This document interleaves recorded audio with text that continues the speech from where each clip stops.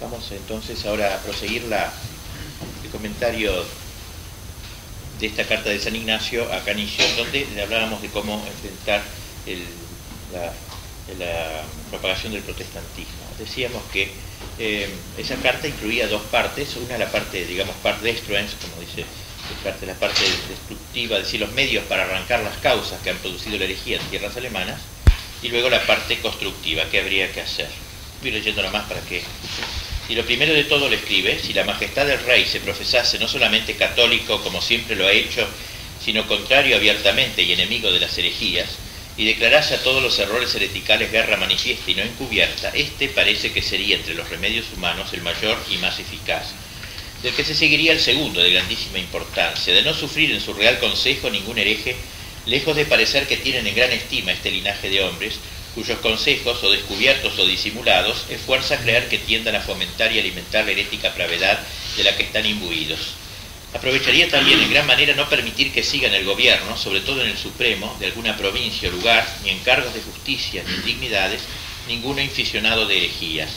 Finalmente, ojalá quedase asentado y fuese a todos manifiesto que, siendo uno convencido o cayendo en grave sospecha de herejía, no ha de ser agraciado con honores o riquezas, sino antes derrocado de estos bienes. Y si se hiciesen algunos escarmientos, castigando a algunos con pena de la vida, o con pérdida de bienes y destierro, de modo que se viese que el negocio de la religión se tomaba de veras, sería tanto más eficaz este remedio. Después trata, en esta parte destructiva todavía, o de represión, del elemento docente de las universidades, que había influido tanto en la rebelión político-religiosa de Alemania. Dice: todos los profesores públicos de la Universidad de Viena y de las otras, o que en ellas tengan cargo de gobierno, si en las cosas tocantes a la religión católica tienen mala fama, deben, a nuestro entender, ser desposeídas de su cargo. Lo mismo sentimos de los rectores, directores y lectores de los colegios privados, para evitar que inficionen a los jóvenes, aquellos precisamente que debieran imbuirlos en la piedad. Por tanto, de ninguna manera parece que deban sufrirse allí aquellos de quienes hay sospecha que pervierten a la juventud. Convendría que todos cuantos libros heréticos se hallasen, hecha diligente pesquisa en poder de libreros y de particulares, fuesen quemados o llevados fuera de todas las provincias del reino. Otro tanto se diga de los libros de herejes, aun cuando no sean heréticos, curioso esto, como los que tratan de gramática o retórica o de dialéctica, de Melanchthon, etc., que parece deberían ser del todo punto desechados en odio a la herejía de sus autores, porque ni nombrarlos conviene, y menos que se aficionen a ellos los jóvenes, en los cuales se insinúan los herejes por medio de tales sobrillas, y bien pueden hallarse otras más eruditas y exentas de este grave riesgo. Sería asimismo de gran provecho prohibir bajo graves penas que ningún librero imprimiese alguno de los libros dichos, ni se le pusiesen escolios de algún hereje, que contengan algún ejemplo o dicho con sabor de doctrina impía o nombre de autor hereje. Ojalá tampoco se consintiese a mercader a alguno ni a otros, bajo las mismas penas, introducir en los dominios del rey tales libros impresos en otras partes.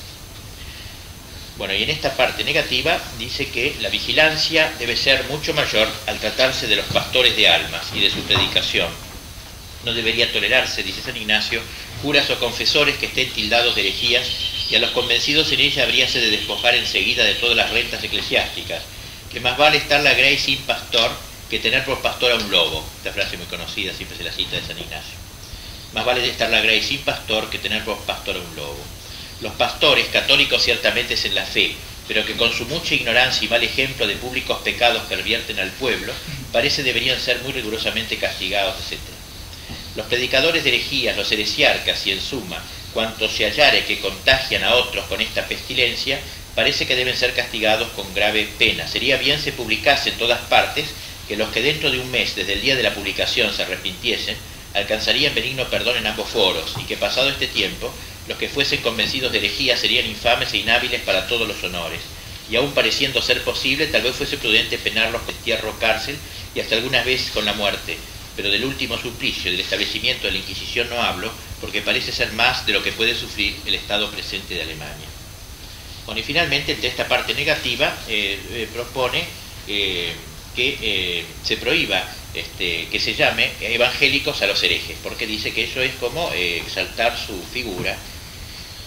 Quien no se guardase de llamar a los herejes evangélicos, convendría pagar alguna multa, porque no se goce el demonio de que los enemigos del Evangelio y cruz de Cristo toman un nombre contrario a sus obras, y a los herejes se los ha de llamar por su nombre, para que dé horror hasta nombrar a los que son tales y cubren el veneno mortal con el velo de un hombre de salud. Aprovechará asimismo mucho al pueblo la energía y entereza de los buenos predicadores y curas y confesores en detestar abiertamente y sacar a luz los errores de los herejes, con tal que los pueblos crean las cosas necesarias para salvarse y profesen la fe católica. En otras cosas que puedan tolerarse, acaso convendría cerrar los ojos. Esto la parte negativa. Y ahora pasa a exponer qué medios positivos, digamos, para plantar la sólida doctrina de la verdad católica. En primer lugar, dice, sería conducente que el rey no tuviese en su consejo sino católicos, y que esto solo favoreciese y honrase en todas partes, y les diese las dignidades seculares y eclesiásticas.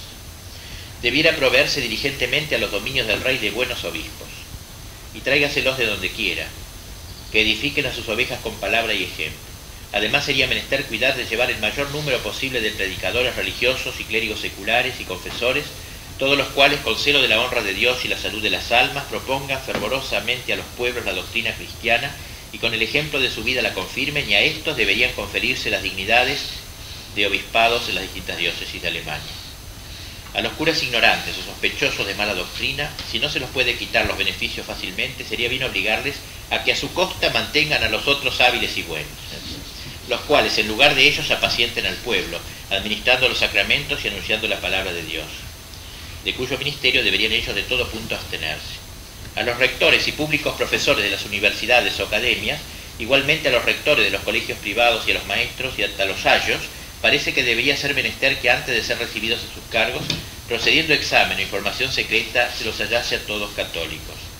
Será bien poner alguno que tuviese cargo de ver los libros que los mercaderes traen, y los que hubiesen de imprimirse en los dominios del rey, y que no pudiesen venderse sino los que hubiesen sido aprobados por esos mismos censores. Aprovechará también que a toda la juventud propongan sus maestros 1 o 2 catecismos o doctrinas cristianas, donde se contengan una suma de la verdad católica, que ande en las manos de los muchachos y de los ignorantes. También ayudaría un libro compuesto para los curas y pastores menos doctos, pero de buena intención, donde aprendan las cosas que han de explicar a sus pueblos, a fin de que abracen lo que merece ser abrazado y desechen lo que es digno de ser desechado. Valdría también una suma de teología escolástica que sea tal que no la miren con desdén los eruditos de esta era, o que ellos a sí mismos se tienen por tales. O sea, el hacer catecismos para la gente y el hacer catecismos para especialmente para los pastores, que es lo que para el Concilio de Trento, ¿no? Y extendiendo estos planes de restauración católica en Alemania, habla últimamente de la creación de 4 seminarios donde se forme el clero que necesitan esos países. Con esto termina la carta. Dice, pero porque es extrema en los dominios de su majestad la falta de curas, confesores, predicadores que sean juntamente católicos, doctos y buenos, parece debería su real majestad procurar con toda diligencia en parte traerlos de otras tierras, aún con grandes premios, y en parte disponer muchos, o si pocos, muy capaces seminarios de tales sujetos para el bien de sus dominios. Y así propone 4 seminarios, uno de religiosos, otro del Colegio Germánico en Roma, que es la idea de él, el tercero, nuevos colegios para el Germánico de Roma en los países mismos del lugar. Y estos 3 seminarios podrían sustentarse parte de las rentas de los monasterios abandonados, parte de las parroquias desamparadas de sus pastores, etc. Bueno, o sea, 4 seminarios. Entonces fíjense que hasta las rentas piensa todos los detalles, no solamente la gran idea, digamos, ¿no es cierto? Eso es interesante y llama la atención. Bien, por eso esta es la carta a Pedro Canicio, de modelo de prudencia quizás a la vez que de visión política y de eficacia, a grandes males, grandes remedios, podríamos decir, se debe calificar este documento de San Ignacio. Uno piensa en lo que hubiera sido de Alemania de habérselo practicado, porque desgraciadamente el emperador, al cual hay que elogiarlo tanto por otras cosas, Carlos V, como deploran muchos historiadores, usó métodos lentos, muy blandos, quizás muy contemporizadores, para desarraigar la naciente herejía, y eso esterilizó en buena parte el plan de la contrarreforma trazado por San Ignacio. Con todo, observa un escritor, no se puede negar que muchos de los remedios propuestos aquí por San Ignacio fueron aplicados con gran fruto para la restauración católica en Austria y en otras provincias católicas de Alemania, particularmente en Baviera, justamente los lugares que se preservaron de la herejía. El sur de Alemania y Austria se salvaron de la herejía. Creación pues de colegios, de universidades y, como acabamos de ver, confección de catecismos. A esto también se abocaron los primeros padres, saliendo 3 catecismos, el de San Pedro Canicio, el de San Roberto Belarmino y el de Ripalda, que fue tan extendido en América hasta hace poco, varios siglos. El de Canicio, sobre todo, fue hecho a pedido expreso de San Ignacio.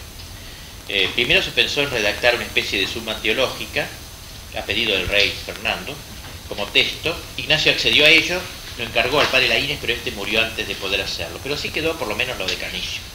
Redactó un catecismo que se llama Suma de la Doctrina Cristiana, es una joya, una obra de arte, con las 3 partes principales: el símbolo, el credo, ¿no?, el pater, y Ave María y el decálogo. Igual lo de Santo Tomás, ¿no es cierto? Entonces lo que hay que creer es el credo, lo que hay que esperar es el pater, o sea, la esperanza se resume en el paternoster, y lo que hay que amar, los mandamientos.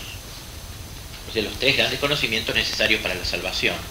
Así, estas 3 partes es una obra maestra esta, ¿no? Es doctor de la Iglesia, Canicio, donde se hace presente la claridad, la exactitud de un verdadero teólogo, y la calma, la serenidad de un santo. Este catecismo fue adoptado, y luego sería un extracto, y fue de enorme éxito este catecismo, ¿no?, en toda Alemania y durante mucho tiempo. Todavía se publica, se hace ediciones del catecismo de Canicio. Bueno, no hablemos de Belarmino, que hizo el suyo, y Ripalda no nos interesa, solamente queremos relacionar a Canicio con la carta de San Ignacio y el que hace esto.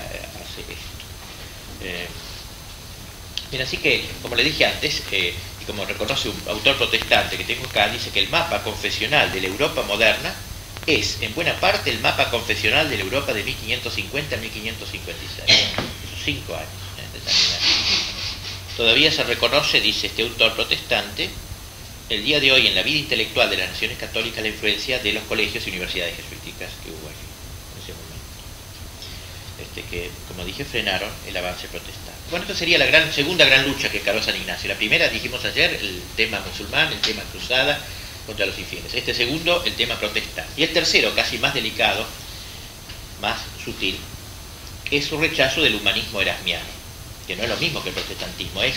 Erasmo es la línea media, digamos, entre la ortodoxia y Lutero. Es este otro frente de combate que va a llevar San Ignacio, que podemos encarnar en esta figura de Erasmo, por el cual experimentaba una instintiva náusea San Ignacio.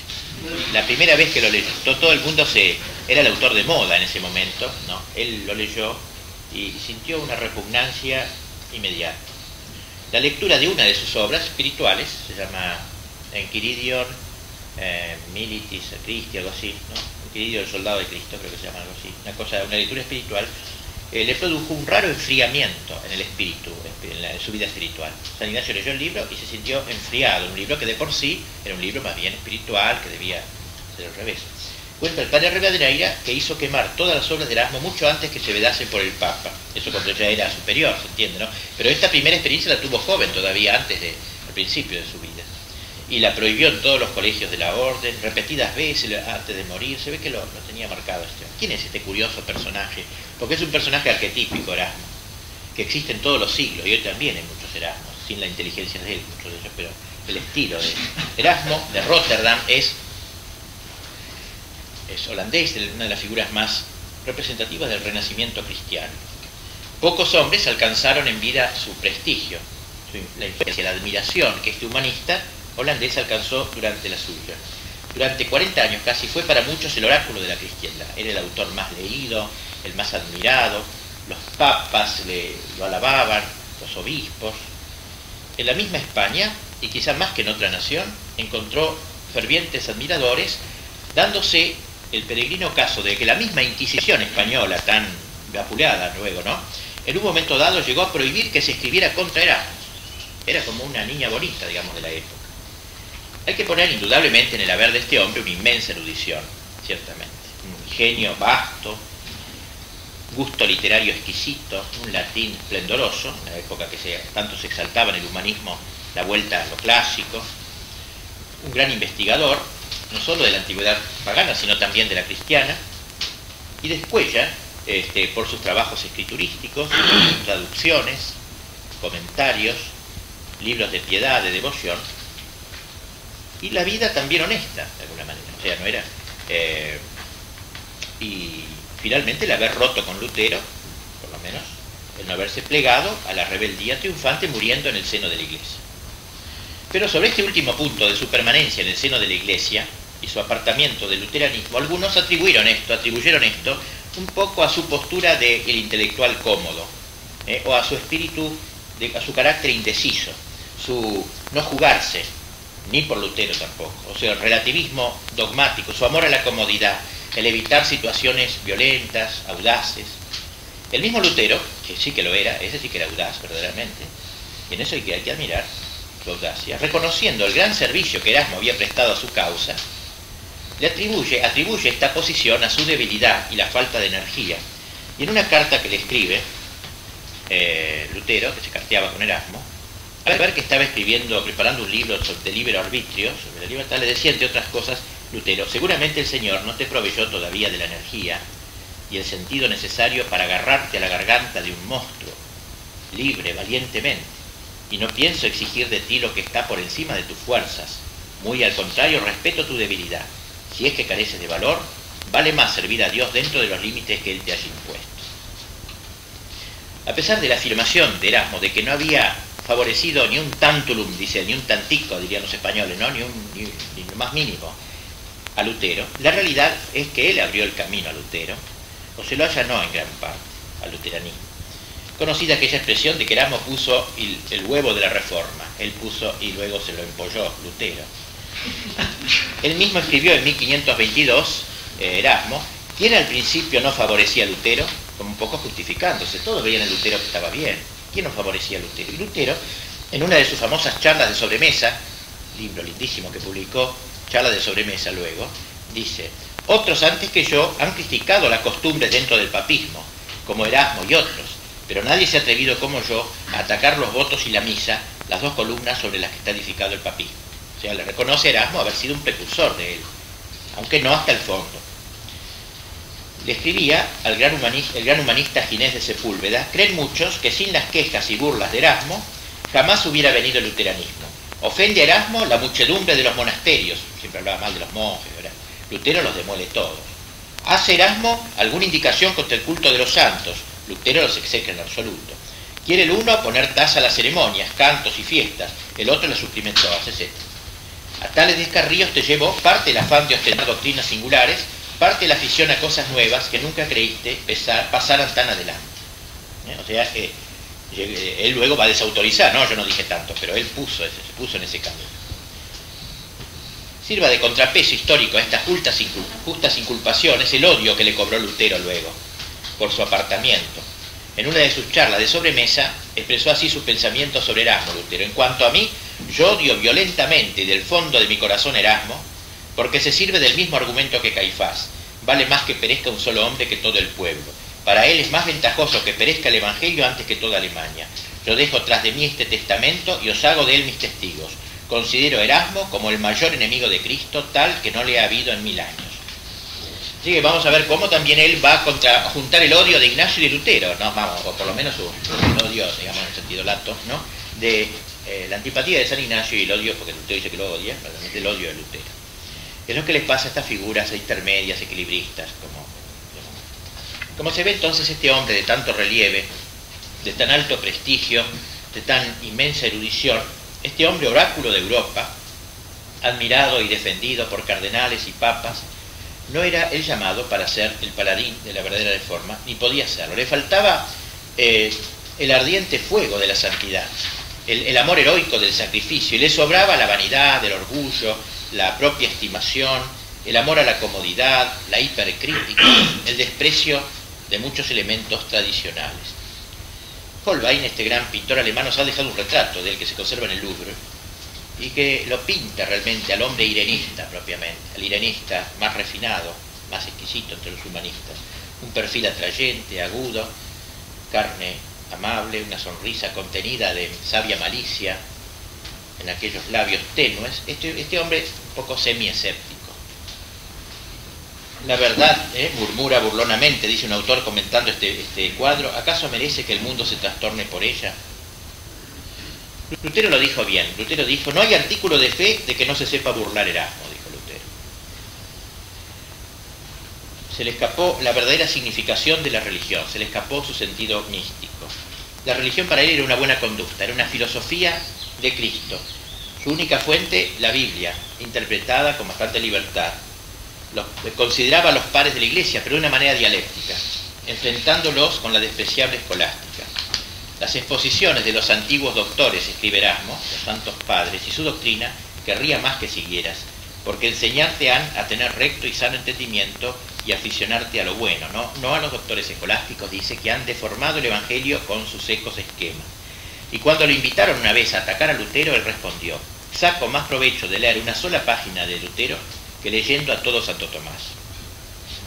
Este era su estilo, pues crítico, mordaz, irónico, plagado de reticencias, insinuaciones, dudas, marchas y contramarchas, un modelo de semirracionalismo humanista y elegante. Y así entonces, en estos momentos dramáticos en que entraban en juego los valores más trascendentes de la Iglesia, careció de la valentía. Un hombre que podría haber sido el jefe por toda su capacidad, etcétera, intelectual, careció de la valentía necesaria para ser capitán de cualquiera de los dos bandos que se enfrentaron en el duro combate. No tuvo, como Lutero, el coraje para ser un hereje, ni tampoco la ortodoxia, la convicción, la firmeza. En esa lucha gigantesca, cuyo alcance él no alcanzó a prever ni a calcular, su actitud confusa respondía perfectamente al fondo de su pensamiento. No puede dudarse de su sinceridad a veces cuando hace expresas declaraciones de que quiere ser cristiano y que quiere ser católico. Pero su ortodoxia, excesivamente flexible en muchos puntos concretos de la doctrina, estaba mucho más de corazón con Lutero que con la Iglesia romana. No creía incompatible su fe católica con opiniones muy particulares acerca de las indulgencias, del primado del Papa, del culto de los santos o sus imágenes, la Eucaristía, la confesión. En todos estos puntos y otros muchos, como en el odio a los frailes y en el desprecio a la escolástica, sus sentimientos estaban más cerca de la Reforma que de la Iglesia. Es cierto que su latín elegante, la agudeza de su ingenio y todo el aspecto de renovación que él tenía, de reforma, con que se presentaba, le granjearon partidarios entusiastas. Pero puede suponerse qué clase de reforma habría podido esperarse de un hombre que, obligado a entrar sin vocación en el convento de canónigos regulares de San Agustín en Stein, Holanda, concibió allí al monacato un odio tan profundo que le duró toda su vida. Hecho sacerdote medio a la fuerza, que no decía misa casi nunca, la oía pocas veces, un cristiano que encontraba ridículas las oraciones del oficio, en fin, siempre estaba viendo todo lo burlable que había, un zumbón, espíritu zumbón, curioso, refinado, en fin, este es el personaje tan extraño de Erasmo. Y por eso, nada tiene de extraño que ante el protestantismo y el catolicismo tratara de mantenerse hasta que pudo en un imposible término medio, guardando un equilibrio inestable, sin inclinarse excesivamente a ninguno de los partidos y sin romper abiertamente con ninguno de ellos. Quiso ser como un espectador, como si fuera una polémica entre teólogos, él era espectador, estaba más allá él de todo eso. Quizás pensó también que una actitud neutral acabaría por elegirlo un día él en árbitro, para restablecer la armonía. Es significativo el título de su obra De Amabili Ecclesiae Concordia, escrita ya en su vejez, en 1533. Esta amable concordia que él buscaba en la Iglesia quizás hubiera podido lograrse y la Iglesia Católica echaba por la borda mucho de su lastre dogmático, hasta ponerse de acuerdo con su adversario. En fin, así que sucedió lo que tenía que suceder. El prestigio de Erasmo, que alcanzó su punto culminante en el segundo decenio del siglo XVI, comenzó a declinar. Ambas partes habían tratado de atraerlo a su favor, y ambas partes también acabaron, si no por despreciarlo, al menos por desengañarse de él. Había recibido de los humanistas los elogios más desorbitados, como este panegírico que le dirigió uno de ellos cuando llegó a Erfurt. En Erasmo ha sido rebasada la medida de los dones humanos. Erasmo es un ser divino. Y así él alabó primero a Lutero y después los combatió en su tratado de Libero Arbitrio de Atribe, al que Lutero contestó con su libro del Servo Arbitrio, que por lo menos tiene el mérito de la sinceridad. Quizás en el cambio de actitud de Erasmo frente a Lutero entrara no poco la actitud poco favorable que Lutero había tomado con la latinidad, con el respeto a los clásicos, que eran la niña de los ojos del humanista holandés. O sea, quizás más le molestaba en Lutero su rechazo del humanismo que el rechazo del cristianismo, del catolicismo.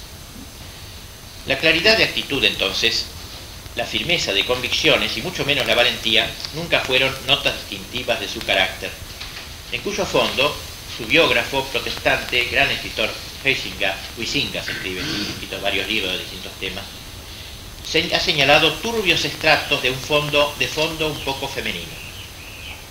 Es decir, es una personalidad algo feminoide, dice Huizinga, luego de haberlo estudiado muy bien. Alza la voz cuando se siente amparado por los poderosos, que eso es propio de la mujer. Si sabe que está respaldado, ahí la alza la voz. O cuando calcula inferiores la fuerza de sus adversarios, ahí es fuerte y valiente. En momentos en que se imponían actitudes claras y decisiones netas, Erasmo se empeñó en sostener el juego peligroso de permanecer en los términos medios, nadando entre dos aguas. No llegó a abrazar el protestantismo, pero tampoco tuvo buenas relaciones con los grandes, verdaderos católicos, con los corifeos reformadores. Permaneció católico, pero no quiso poner su pluma en contra de los protestantes, como se lo pidieron 3 papas seguidos, León X, Adriano VI y Clemente VII. Que lo admiraban para pedirle eso. De hecho, quedó completamente desbordado él por los acontecimientos que se sucedieron con la velocidad del vértigo. Poco tiempo después se le ve comenzar a lamentarse de que lo abandonan sus amigos. Su posición se convirtió en un estado que tenía muchos puntos de semejanza con el ridículo. Al fin de su vida, la misma fuerza de los hechos lo obligó a enfrentarse con los reformadores, pero le faltó, aún en ese enfrentamiento, la claridad de un combatiente intelectual. Calderón Bouchet lo ha descrito con 5 crueles líneas. Desde que la tolerancia ocupó el sitio de las 4 virtudes cardinales, dice, como es ahora, ¿no es cierto? Si allá lo único que vale la tolerancia. Desde que la tolerancia ocupó el sitio de las 4 virtudes cardinales, Erasmo se convirtió en una suerte de santón laico para uso exclusivo de los grandes equidistantes. Erasmo amaba la paz, pero no logró pacificar nada. Todo lo contrario, se las ingenió para que los bandos en pugna se volvieran contra él y no lo hallaran maravillosamente ecuánime, sino repugnantemente neutro. Bien, Erasmo fue la encarnación del humanismo renacentista, entonces. Maritain ha expresado muy bien lo que es este humanismo renacentista en uno de sus libros, el estado de ánimo del hombre renacentista. Dice Maritain, el sentido de la abundancia del ser siente este hombre, ¿no? La alegría del conocimiento del mundo y de la libertad, el impulso hacia los descubrimientos científicos, el entusiasmo creador, la dilección por la belleza de las formas sensibles en la época del Renacimiento, proceden de fuentes naturales y cristianas. Una especie de euforia se apoderó entonces del hombre, que se volvió hacia los documentos de la antigüedad pagana con una fiebre que los paganos no habían conocido, que cree poder abarcar la totalidad de sí mismo y de la vida sin pasar por el camino del desprendimiento interior, que quiere el goce sin la ascesis, la fructificación sin la poda y sin la vivificación por la savia de aquel cuya gracia y cuyos dones pueden únicamente divinizar al hombre. Todo ello conducía a la decisión antropocéntrica. O sea, muy bien descrito, creo, el espíritu de un Erasmo. O sea, el hombre que ama la vida, el brillo, la buena vida, que va al mundo renacente antiguo, a los grandes clásicos antiguos, como un redescubrimiento, una especie de euforia, y una, como bien dice al final, lo que acabo de leer, una especie de deseo de vida pero sin ascesis, de goce sin ascesis, o sea, sin cruz. Un cristianismo sin cruz. Bueno, y esto que dice Maritain es justamente lo que me hace pensar que San Ignacio fue como la respuesta a este humanismo optimista, a este humanismo al estilo de Erasmo. San Ignacio comprendía, a diferencia de Erasmo, con toda claridad que el hombre no es limpio, sino que viene a la tierra como hijo de ira, como él dice en la composición del lugar de los pecados, con el alma encarcelada en este cuerpo corruptible y todo el compósito en este valle como desterrado entre brutos animales. Así no podría hablar Erasmo. Para Erasmo el hombre es casi bueno, el pecado original casi no digo que lo niegue, nos animaría, pero como si no existiera. En cambio, San Ignacio va a partir en los ejercicios de un hombre corrupto, por lo menos no sustancialmente corrupto, pero un organismo corrompido que requerirá una radical regeneración primero, solo lograble por la gracia sobrenatural. Por eso entonces, San Ignacio, en sus mismos ejercicios, su misma concepción de la vida, es una denuncia del humanismo renacentista, optimista, tipo erasmiano. La naturaleza entonces está herida, está vulnerada, y eso hace que se agregue la soberbia de la vida, que integra al hombre, digamos así, puede integrar al hombre para el mal. Pues bien, San Ignacio va frente a esta superbia vite, va a pedir como de tiempo, ¿no? Por tanto, frente al humanismo antropocéntrico, el principio y fundamento señala que el hombre es para, no termina en sí, que el hombre no puede, que no existe, ya dijimos varias veces, el humanismo cerrado en sí mismo. El hombre es para trascenderse, y esta glorificación de Dios va de todas las criaturas mediante la integración de lo humano y de lo divino. Nos la anuncia la contemplación para alcanzar amor, o sea, contemplar la creación con ojos casi divinos. Y así el hombre integra todo ahora, pero luego de haber luchado contra el mal, luego de haber destruido este homo vulneratus, saucius, que nos presenta nuestra doctrina, el hombre herido, el hombre vulnerado, ha sido primero vencido, y luego sí se llegará a la contemplación para alcanzar amor. Pero podríamos decir que los humanistas querían llegar a la contemplación para alcanzar amor sin la primera semana, sin la ascesis interior, sin la destrucción del hombre viejo, o por lo menos casi ni existía para estos humanistas, ¿no?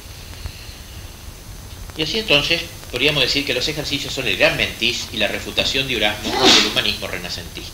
Como escribe el padre Domenico Fraile, conocido, ¿no?, en los libros de historia, creo, de la filosofía, en un congreso nacional ignaciano que hubo en España, escribe estas palabras: en una Europa desgajada por el protestantismo y en una iglesia rabiosamente perseguida por los poderes públicos de Inglaterra y Alemania, lo que se necesitaba en aquel momento no eran precisamente literatos ni poetas ni bellos latines, sino la gallardía de soldados y cruzados de Cristo que enarbolaran valientemente la bandera de la cruz. Ante los tortuosos concordismos, ante la moral equívoca y ante las creencias ambiguas de los pretendidos reformadores, era necesario hacer resonar con limpio tañido de ortodoxia el metal de la campana del dogma, de la moral, en el sentido íntegro, recio, austero y varonil del Evangelio. Esto es lo que significa San Ignacio frente a Erasmo, frente al humanismo paganizante y frente al protestantismo. Y esto es lo que significa aquella repulsa instintiva que el recién convertido capitán de Loyola experimentó ante el libro de Erasmo que le ofrecieron en su convalecencia, cuando todavía su formación teológica no era suficiente para hacerle comprender ni apreciar el verdadero carácter de su doctrina.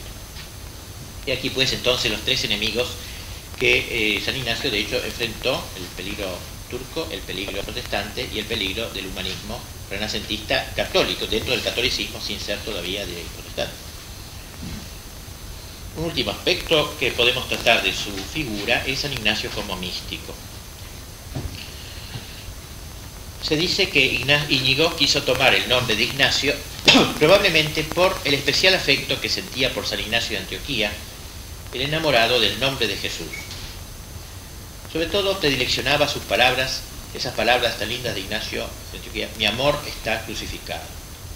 Esa frase le encantaba a San Ignacio: mi amor está crucificado. Y nunca pudo, sin duda, olvidar lo que habría leído, muy probablemente, en el Flos Santorum, que lo leyó en la cama cuando estaba convaleciendo, donde se dice, será una leyenda, no sé, como dije, Flos Santorum no era una cosa de historia, estaba mezclado con leyendas, dice ese libro, que los verdugos romanos, cuando, luego de matarlo a Ignacio de Antioquía, le sacaron su corazón y habían encontrado las letras de oro IHS, Iesus Hominum Salvator, que San Ignacio pondrá como lema de su orden, o sea, esa relación con el Ignacio de Antioquía, ¿no? Iesus Hominum Salvator, IHS. Rivadeneira, este gran escritor contemporáneo de San Ignacio, que San Ignacio lo recibió de chiquito, a los 15 años, y él escribió luego la vida de San Ignacio, nos refiere que eligió este anagrama para sello y escudo de armas de su orden por reverencia a Ignacio de Antioquía, y agrega en su vida, no, en otro lugar, Rivadeneira, en su interior ardía la llama del amor al santísimo nombre de Jesús, que según leemos, ardía también en el pecho del obispo mártir Ignacio. Y nuestro padre Ignacio quiso asemejarse a este santo no solo en el nombre, sino todavía más en las obras. Y en San Ignacio tenía entonces un alma de místico. Se elevaba de la contemplación de las criaturas al Creador, con mucha facilidad. Nos cuenta Rivadeneira y él mismo en su autobiografía que con mucha frecuencia se iba a la azotea de la casa a mirar el cielo, las estrellas, que con ello, dice, sentía en sí muy grande esfuerzo por servir a nuestro Señor. Tenía una mirada sobrenatural y así aconsejaba a sus primeros compañeros, cuando los mandaba a los ministerios, que al tratar a las personas no las mirasen humanamente, sino, y cito textualmente una carta de él, lindísima fórmula creo de San Ignacio, que no mirasen las personas humanamente, sino, dice, como bañadas en la sangre de Cristo, e imágenes de Dios, templo del Espíritu Santo, etc. Pero la beta mística de San Ignacio se manifiesta en su diario espiritual, que lo escribió él a pedido intenso de los hermanos, quería escribirlo. Se conservan estas páginas del diario espiritual que van del 2 de febrero del 1544 al 27 de febrero del 45, es decir, un año nomás, donde va anotando cada 2 o 3 días lo que le va pasando. Digo, si no se hubiera conservado este diario, hubiera quedado una imagen de un San Ignacio buen organizador, luchador, como lo hemos visto, es decir, el Ignacio que es conocido hacia afuera, adextra, digamos así, sin que jamás hubiésemos barruntado las altísimas cimas a donde Dios llevó a esta alma privilegiada. Y este documento es muy interesante, porque al contrario de lo que sucede en los demás relatos, no se distrae uno a leerlo con ninguna acción externa prácticamente. Toda la atención está en sus luces, iluminaciones. No se interpone ninguna de sus gestas. Y esta es una de las razones más hondas de por qué, a pesar de la abundancia de testimonios que tenemos de la santidad de Ignacio, se ha tardado tanto en trazar su verdadera silueta, su silueta mística. Sobrecogía la grandiosidad de las obras que realizó, sus dotes de organizador, de estratega, se imponían en el estudio de su personalidad. Asimismo, el diario espiritual es medio misterioso, está redactado, como dice un autor, única y exclusivamente para uso del autor. Él nunca pensó en mostrarlo. Cuajado todo él de frases elípticas, dice, de infinitivos y gerundios, encabalgados unos sobre otros, de giros vascos, de palabras más o menos arcaicas o extranjeras, produce la impresión de una pieza abigarrada y oscura. Lo cierto es que, más allá del estilo, se refleja el modo concreto con que San Ignacio fue aplicando el fondo de los ejercicios a su vida real cotidiana. Y eso es lo interesante y lo que lo emparenta a los ejercicios que conocemos y estamos haciendo. Y conste que mientras escribía este diario, despachaba sus negocios corrientes, sus asuntos, hacía visitas, escribía cartas, dirigía la orden. Sabemos que justo en ese tiempo, en ese año, estaba ocupado en fundar una casa para catecúmenos en Roma, estaba escribiendo cartas al emperador. Eso al mismo tiempo está notando a la mañana las lágrimas experimentadas en la misa. Nos impresiona esta mezcla de contemplación y de acción rara, que hace que uno de sus primeros compañeros dijera que era contemplativo sin acción, esa fórmula luego tan conocida. O sea que era contemplativo en la misa, digamos, ¿no? Plenamente contemplativo, pero eso no lo separaba de la acción. Y es interesante esta, como dije, la proyección de los ejercicios al terreno de la mística, porque en el diario encontramos reflejos del principio y fundamento, por ejemplo, sobre su acatamiento, su reverencia, su humildad frente a Dios, un paralelismo de la primera semana y su afán de purificación mística, de vergüenza y confusión ante la Trinidad, en fin, la contemplación para alcanzar amor. Todo eso, de algún modo, se proyecta en su vida mística. Y es interesante, pues no es un texto lo que ha escrito en los ejercicios, es algo que para él fue como toda su vida, ¿no? Siguió ampliando esto que había entrevisto. Era un hombre que de solo verlo trascendía esa vida interior, sin ser nada monjil. San Ignacio, el hombre más lejano de eso, como pueden ver, por su espíritu, su manera. Era sin embargo un hombre que trasfundía lo sobrenatural. Uno de sus confidentes más íntimos, el padre Jerónimo Nadal, escribió: recibió de Dios singular gracia para contemplar libremente el misterio de la Santísima Trinidad y descansar en él, porque en efecto unas veces era arrastrado por esta gracia de la contemplación de toda la Trinidad Santísima y era impelido hacia ella, y con ella se unía de todo su corazón con grandes sentimientos de devoción y gusto espiritual. Contemplaba otras veces al Padre, otras al Hijo, otras al Espíritu, y la gracia de esta contemplación la recibió muchas veces y con mucha frecuencia, pero singularmente en los últimos años de su peregrinación por la tierra. No solo recibió a nuestro Padre Ignacio este modo de oración, sino que además en todas sus cosas, en todas sus acciones y conversaciones y en todos sus actos, tuvo también la gracia de sentir la presencia de Dios y el afecto a las cosas espirituales, y aquí está la frasecita que la inventó Nadal, siendo contemplativo aún en medio de su acción. Cosa que él solía explicar diciendo que en todo había que hallar a Dios. Tuvimos ocasión de contemplar esta gracia y luz de su alma en cierto como resplandor de su rostro y en cierta como claridad que brotaba de todas sus acciones, y al verlo sentíamos, con no pequeño consuelo, grande admiración y pasmo, y a la vez como que se derivaba no sé qué de su gracia sobre nosotros. Bien, en este nivel estrictamente místico del diario, se destacan con relieve los santos, aparecen ahí en los días distintos, los ángeles, la Virgen, el mismo Cristo, pero sobre todo la Trinidad. Podríamos decir que es una mística muy centrada en la Trinidad, en aquello que hemos visto, la aparición de la estorta, que el Hijo lo ponga, que el Padre lo ponga con su Hijo, el tema de la Trinidad, el tema de las dos banderas, los tres coloquios, el tema trinitario, pues, con mucha frecuencia. Estas visiones de la Trinidad los tendrían suspendidos en la contemplación largos ratos de su vida. Casi como descorrido el velo ya, iban pasando ante sus ojos los misterios de la divinidad, la esencia divina, las procesiones divinas, la circunvisación, estas cosas tan elevadas que un hombre que no era un teólogo, porque no es San Ignacio un teólogo, estudió lo mínimo para ordenarse, grande ya, no tenía...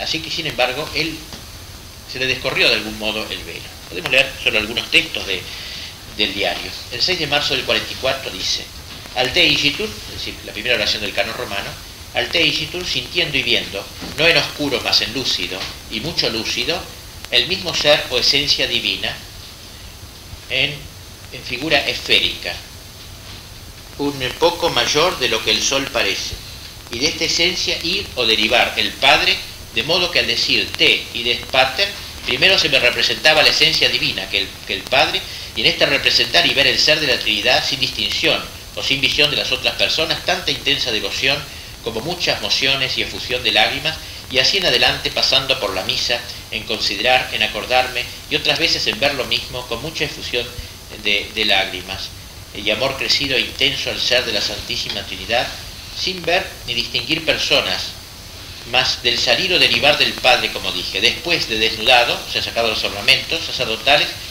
en la sacristía de nuevo, dejándose ver el mismo ser y visión esférica, veía en alguna manera todas las tres personas por el modo que la primera, es a saber que el Padre por una parte, el Hijo por otra y el Espíritu por otra salían o se derivaban de la esencia divina sin salir fuera de la visión esférica. O sea, todas las circunvisaciones, las procesiones trinitarias en una esfera. El 19 de febrero, yendo a la misa, antes de ella no sin lágrimas, en ella con muchas y muy reposadas, con muchas inteligencias de la Santísima Trinidad, ilustrándose el entendimiento con ellas a tanto que me parecía que con buen estudiar no supiese tanto. Y después mirando más en ello, en el sentir y ver entendiendo, me parecía, aunque toda mi vida estudiara, que no llegaría a esto. En general, las inteligencias de la misa y antes eran cerca de apropiar las oraciones de la misa, cuando se habla con Dios, con el Padre o con el Hijo, o sea, a medida que iba dirigiéndose a Dios o al Hijo o al Padre, ahí tenía las iluminaciones. Es interesante destacar cómo su contemplación se relaciona con la misa. Es decir, su contemplación, digamos, su mística se relaciona con la misa. Por eso San Ignacio han visto que generalmente se lo representa con ornamentos sacerdotales, ¿no? Muchas imágenes de él. Porque en realidad el sacerdocio es un juego, me parece, ¿no? Y por eso el sacerdocio vive de la misa, y por él en la misa le encontraba todo. La misa era como el sol que aparecía cada mañana en el horizonte de su alma, y en torno a ese sol giraba todo el admirable sistema de su vida mística. Al despertar y al levantarse con los ojos puestos sobre el altar, la triple oración de la mañana, como él dice, la llamada por él la sólita, diríamos, la meditación, luego la preparatoria a la misa que hacía en su cuarto, y la que le sigue en la capilla como introducción directa a la misa, en esas tres preparaciones ya comenzaban sus raptos, digamos así, y luego en la misa misma y en la acción de gracias. Todo se relacionaba en general en ese momento. Es raro que nos hable, solo una vez habla de una iluminación fuera de la misa. Así que eso es interesante. Desde que está en su cuarto haciendo la meditación, ¿no?, hasta la acción de gracia y la misa, ahí se suceden todas estas apariciones, estas revelaciones. En el altar, sobre todo, se siente arrobado. Necesita mucho tiempo para la misa, que la dice en privado. En la misa se ofrece diariamente a Dios como sacrificio de oblación y recoge de la misa, otro dato interesante de él, orientaciones para su labor diaria, sin distraerse, ¿no?, sin pensar en eso. En la misa pone sus preocupaciones. No toma ninguna resolución importante sin presentarla a Dios en el sacrificio de la misa. Nunca tomó una resolución importante. Y a veces por espacio de semanas enteras. Y se decide cuando está cierto de la voluntad de Dios. A este respecto escribía un padre, González de Cámara, el modo que el padre guardaba cuando las constituciones, cuando estaba redactando las constituciones, era decir misa cada día y representar el punto que trataba Dios y hacer oración sobre aquello. Y siempre hacía la oración y decía la misa con lágrimas. Es decir, pues, que el problema que llevaba adentro lo debía resolver a la luz y al calor del trato íntimo con el Señor. Por ejemplo, el tema de la pobreza en la compañía, que no supo nunca bien cómo hacerlo, lo resolvió finalmente en la misa. El modo, si tenía que vivir pura limosna o poder tener un fin. Esta realidad, entonces, este recibir las iluminaciones en la misa, condiciona la naturaleza de las gracias, podríamos decir. No son solamente gracias de devoción personal, que dulcifican el trato con Dios, sino que tienen por objeto la solución de problemas también. O sea, hasta en eso es contemplativo sin acciones. O sea, la contemplación se deriva a la acción. Llevan consigo una iluminación y una confirmación, porque el santo consideraba que la consolación era una señal de aprobación divina, como dicen las reglas de discernimiento. Este es un rasgo muy característico, pues, de la mística de San Ignacio. Una mística de acción, digamos, que no solo no le aísla de la acción, sino que la dirige y la orienta a la acción. En la misa encuentra aquella seguridad y firmeza que ningún poder del mundo luego podrá quebrantar. Y así el santo sacrificio se convierte en el centro de su vida, en el lugar donde recibe sus iluminaciones internas, en el sitio en que encuentra la voluntad de Dios. En la misa se renueva todos los días aquella unión tan rara entre la grandeza heroica y la labor cotidiana y monótona. Y así entonces en la misa San Ignacio es místico 100%. Y junto al Cristo Eucarístico, que sería la primera característica de su mística, según lo vemos, aparece Nuestra Señora, también la Virgen Santísima. Pero en la misa también, una especial atención a ella. Así el 15 de febrero del 44, dice, durante la consagración, mientras está consagrando, experimenta la presencia de María Santísima. Con esta frase tan linda, tan mal español, pero tan linda por el contenido. No podía que a ella no sintiese o viese, mostrando ser su carne en la de su Hijo.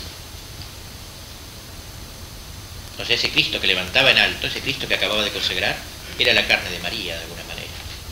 La carne tomada de María. No podía que ella no sintiese o viese, mostrando ser su carne en la de su Hijo.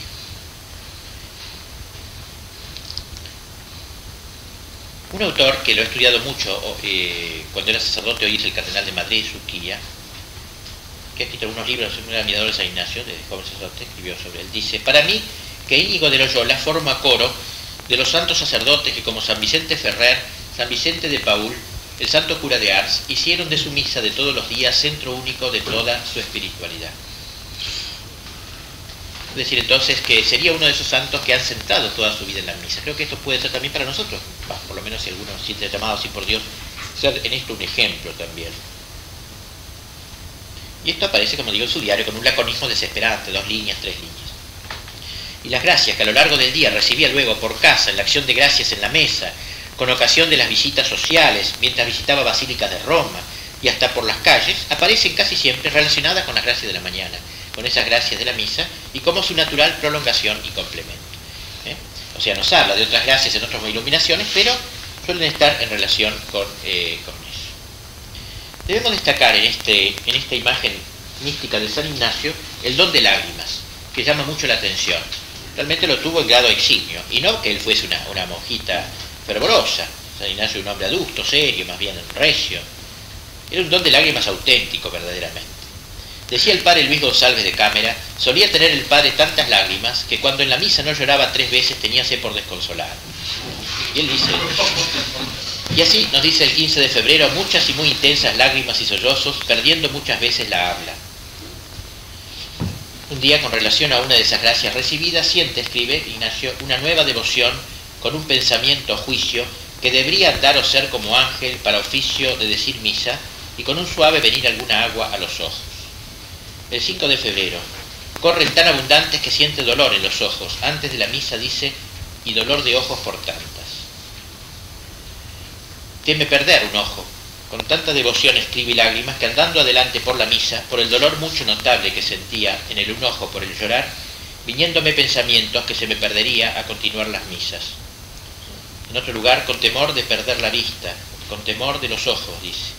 Y hasta piensa el santo cómo sería mejor conservarlos para el divino servicio en adelante. Cuenta Rivadeneira que de la abundancia de lágrimas que de continuo derramaba tenía casi perdida la vista de los ojos y no podía sin detrimento de ellos salir al sol y al aire. Tanto que los padres fueron al Papa y le pidieron licencia para dispensarlo del oficio porque no podía rezar el oficio.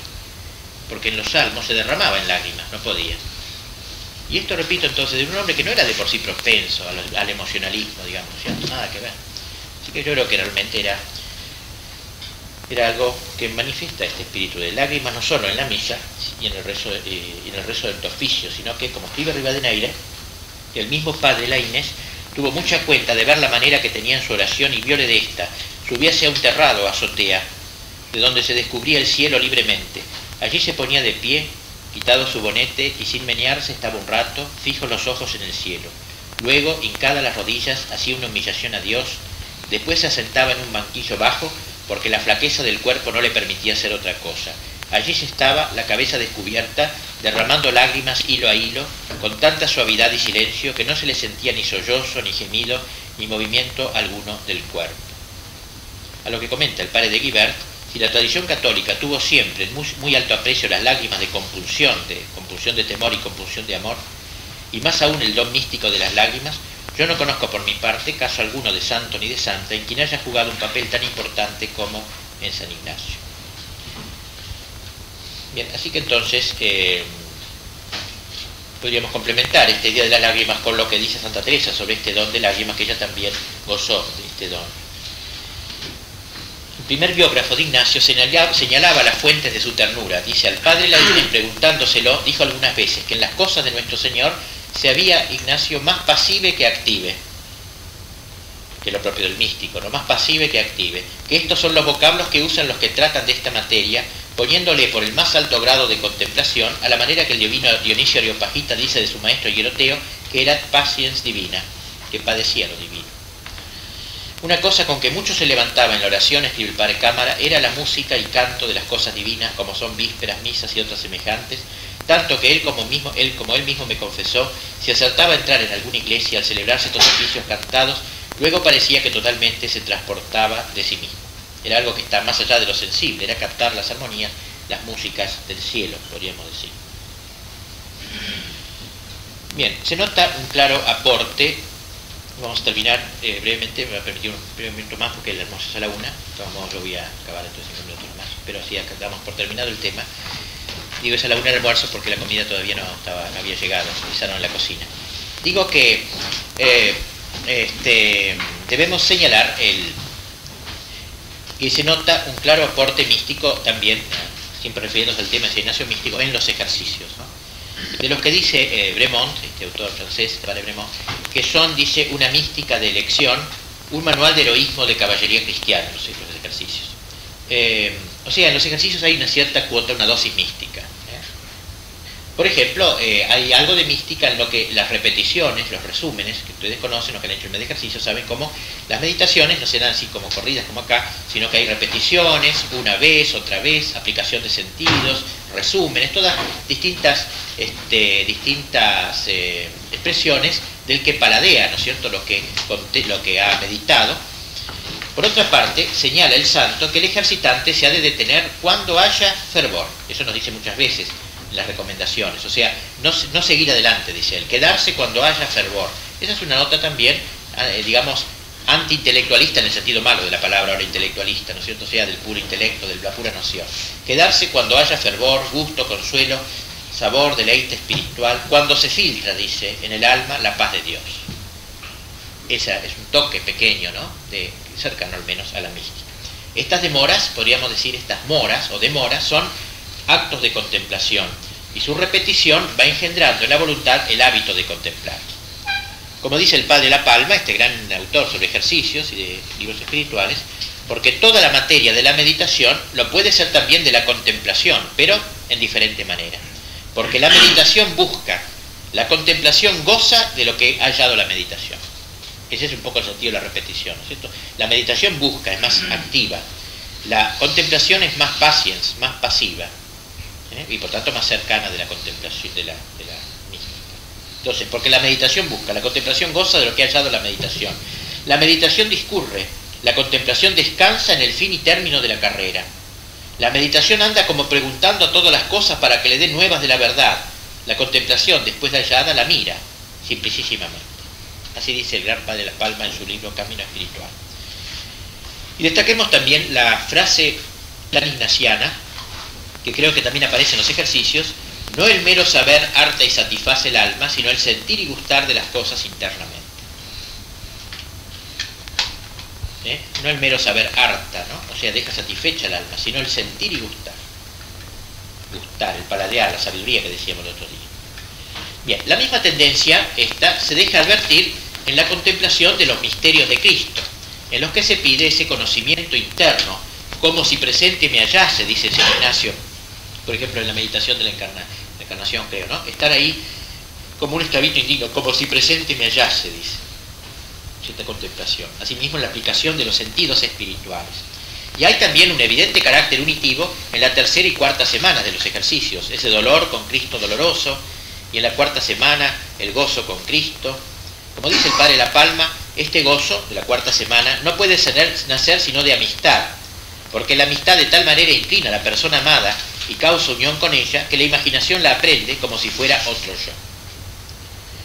Nada digamos de la contemplación para alcanzar amor, esa memoria de los beneficios, cómo Dios habita en las criaturas, cómo Dios trabaja para ofrecer a nuestras personas al trabajo, cómo todo bien viene de lo alto, y por fin tomad, Señor, y recibid.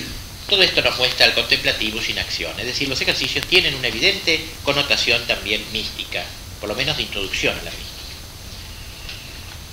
Extraña hablar de un San Ignacio místico en general, ¿no? Santa Teresa, hacia el fin de sus quintas moradas, lo asocia con Santo Domingo y San Francisco, San Ignacio. Miren ustedes que vivía en la época de ella. El padre Ignacio lo llamaba Teresa, ¿no? Vivía, contemporáneo de ella. Y lo asocia en las quintas moradas, lo coloca junto a ellos en la más alta jerarquía de los santos contemplativos y apóstoles de la Iglesia.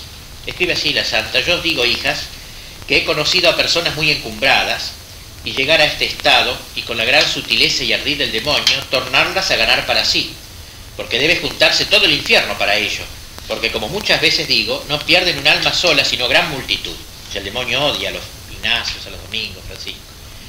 Ya él tiene experiencia en este caso, porque si miramos la multitud de almas que por medio de una trae Dios así, es para alabarle mucho a los millares que convertían los mártires, una doncella como Santa Úrsula, pues la que habrá perdido el demonio por Santo Domingo y San Francisco y otros fundadores de órdenes, y pierde ahora por el padre Ignacio, el que fundó la compañía. No deja de ser realmente él en plena vida ponerlo a esa altura. Teresa llegó a esta conclusión solo por el conocimiento de los ejercicios, ni siquiera lo ha conocido personalmente a San Ignacio, que yo sepa. El Carmelo de Caen, haciéndose eco del himno de gratitud de todo el Carmelo reformado, ha escrito en una biografía teresiana estas palabras: mientras así seguía con docilidad los ejercicios espirituales de la compañía la Santa Madre Teresa de Jesús, Ignacio de Loyola, el aguerrido paladín de la Contrarreforma y Restauración Católica, se preparaba a comparecer ante su Señor. Llegado casi al término de su noble existencia, podía abarcar con su mirada ambos hemisferios y cantar el Nunc Dimittis, viendo a sus hijos extender cada día más el imperio de la cruz. A cuántos pecadores no había llevado el perdón de sus pecados, cuántas almas lánguidas y desfallecidas no le debían la vuelta a su favor primero, cuántos infieles bautizados por sus hijos, cuántos triunfos para la santa causa de la que se había hecho intrépido soldado. Pero entre las conquistas que Ignacio legaba a la Iglesia, su madre, con el amor de un hijo y el júbilo de un cristiano, la más ignorada sin duda de él era la que se realizaba en el rincón de un monasterio de su querida patria. Teresa, la última conquista de Ignacio. Si le hubiera sido dado conocerla y prever sus frutos, toda su alma se hubiera estremecido de gozo, y sus manos temblorosas hubieran dibujado en el aire su última bendición, heredera de su celo, de su amor a la Iglesia y de su espíritu de apostolado, la Santa Madre Teresa de Jesús. Bien, aquí la figura del gran San Ignacio. Recientes estudios muestran con evidencia que implica una deformación total el presentárnoslo como un hombre que contaba exclusiva o principalmente con las fuerzas de su voluntad. Escribe uno de estos autores: toda la actividad individual exigida por Ignacio, recogimiento, ejercicios preparatorios, examen continuo de sí, hacer contra, etc., no son sino medios. El fin es dar lugar en el alma al trabajo de Dios. Quien desconoce esta finalidad consecuente, ordenada hacia la gracia, no comprende nada en el libro de los ejercicios. Y otro autor escribe, el padre Charboyer, escribe: al hombre pide el esfuerzo. Está linda esta fórmula. San Ignacio: al hombre pide el esfuerzo, pero a Dios le pide la gracia para hacer esfuerzo. digamos para terminar que la persona y la doctrina de San Ignacio responde acabadamente a los problemas suscitados por las crisis actuales. No en vano, un autor reciente ha escrito un artículo que se llama Solución ignaciana a la crisis religioso-doctrinal de nuestro tiempo. Su figura no está lejos de nuestros horizontes. Aún físicamente varios de sus parientes vivieron entre nosotros. Y esto es lindo saberlo a veces, ¿no? Que es una cosa tan carnal, pero es lindo saber que parientes de San Ignacio han vivido aquí. Martín Ignacio de Loyola, sobrino suyo, pasó largos años en Perú. Martín Ignacio de Loyola, otro magnífico nombre,